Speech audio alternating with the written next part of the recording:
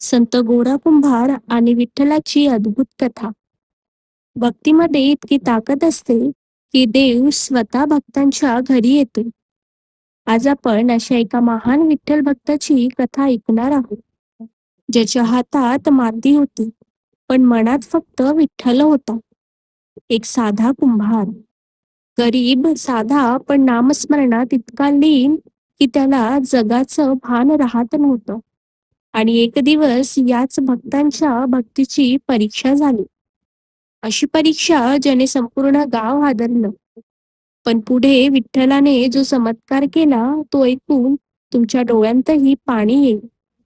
ही कथा आहे महान विठ्ठल भक्त संत गोरा कुंभार महाराजांची. व्हिडिओ शेवटपर्यंत नक्की बघा, कारण शेवटी मिळणारा भक्तीचा संदेश तुमचं मन बदलून टाकेल. नमस्कार, स्वागत आहे तुमचं मंदिर यात्रा विथ निकुराज या चॅनलवरती. महाराष्ट्रातील एका छोट्याशा गावात गोरा कुंभार राहत होते. त्यांचा व्यवसाय होता मातीची भांडी बनवण्याचा. सकाळपासून संध्याकाळपर्यंत ते चाकावर मडकी घडवत असत. पण त्यांच्या आयुष्यातील सर्वात मोठी गोष्ट होती विठ्ठल भक्ती.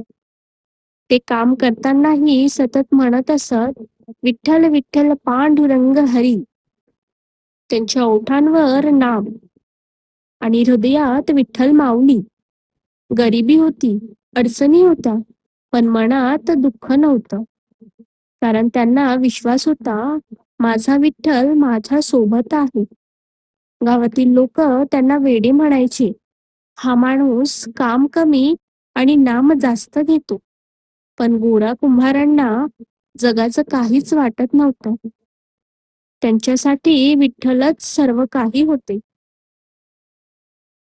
एके दिवस गोरा कुंभार माती तुडवत होते.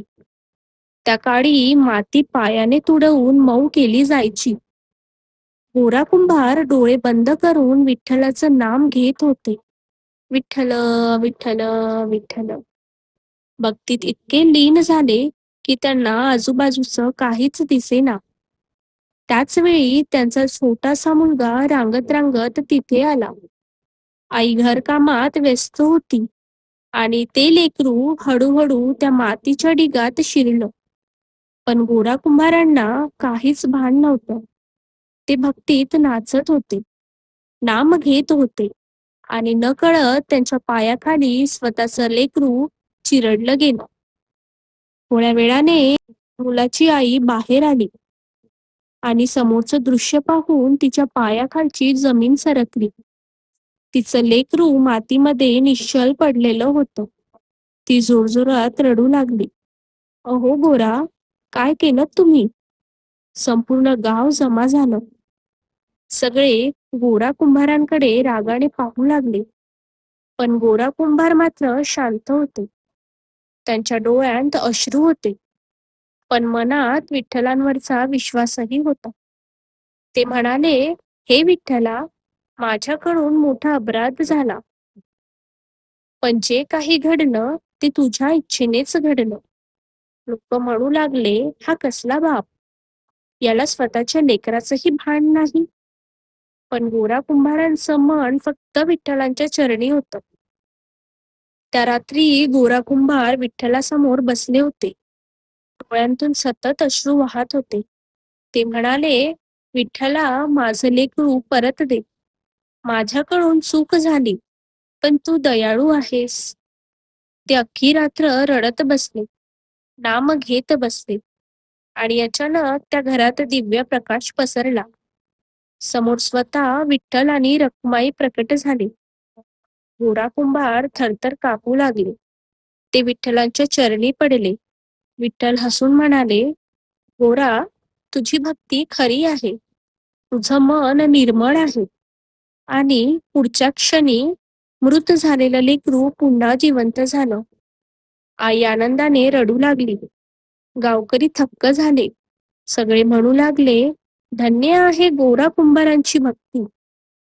गोरा कुंभाराची कीर्ती संपूर्ण महाराष्ट्रात पसरली. एकदा संत नामदेव महाराज इतर संतांसोबत गोरा कुंभारांना भेटायला आले. त्यावेळी गोरा कुंभार मटकी तपासत होते. कच्चं मडकं, पक्कं मडकं ओळखण्यासाठी ते हलकं थाप मारत होते. त्याचवेळी त्यांनी संतांनाही थाप मारली आणि म्हणाले, "हे मडकं अजून कच्चं आहे."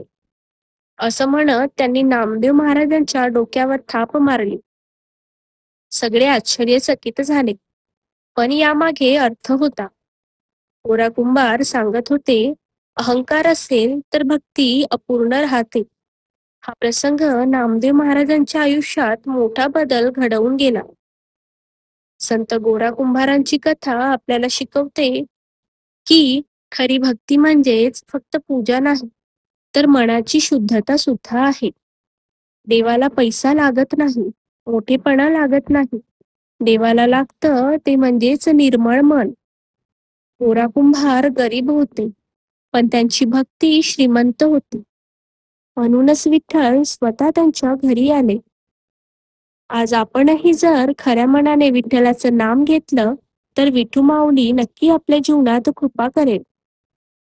गावातील लोकांचा गोरा कुंभाराकडे पाहण्याचा दृष्टिकोन, लोक त्यांना वेळा भक्त म्हणायचे. काही जण त्यांच्या भक्तीची खिल्ली उडवायची. नाम घेऊन पोट भरतं का, असा प्रश्न विचारायचे.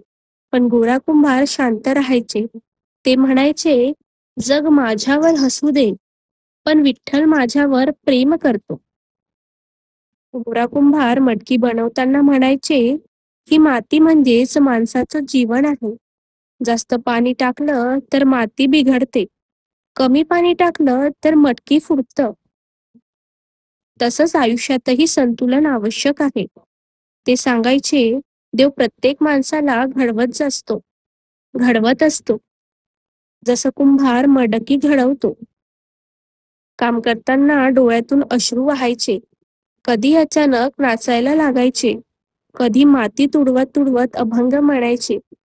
गावातील लहान मुलं त्यांच्यासोबत विठ्ठल विठ्ठल म्हणायची. गोरा कुंभार रात्री गावात भजन करायचे. त्यावेळी टाळ मृदुंगाचा आवाज, विठ्ठल नामाचा गजर, गावकरी भक्तीत तल्लीन. पांडुरंग तुझ्या नामात माझं संपूर्ण जग दळतं. गोरा कुंभार म्हणतात, मातीचं मडकं जास्त तापलं तर फुटतं. तसंच माणसात अहंकार वाढला तर भक्ती नष्ट होते. नामदेवांना स्वतःच्या भक्तीचा अभिमान असतो. गोरा कुंभार त्यांना कच्चं मटकं म्हणतात. तर संत आश्चर्यचकित होतात. नामदेवांना धक्का बसतो. पुढे विसोबा खेचरांकडून त्यांना ज्ञान मिळालं. देवाला मोठे महाल नकोत, त्याला हवं असतं निर्मळ मन.